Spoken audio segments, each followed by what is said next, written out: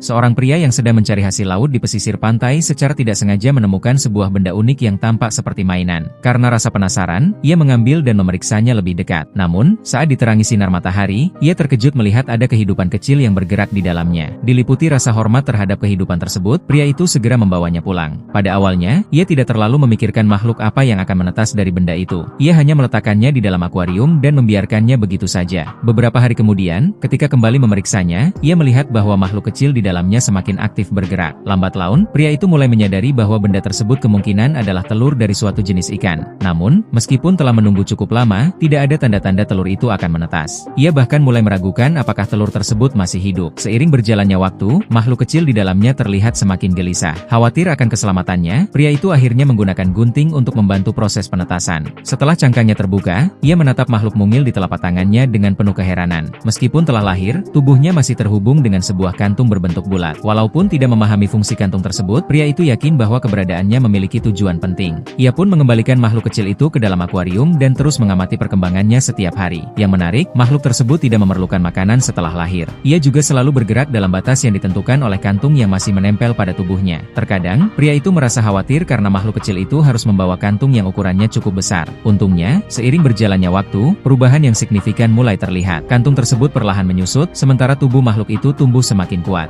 Saat itulah pria tersebut bersyukur karena tidak mengganggu atau menghilangkan kantung itu sebelumnya. Kini ia menyadari bahwa kantung tersebut merupakan cadangan nutrisi yang membantu pertumbuhan makhluk kecil tersebut.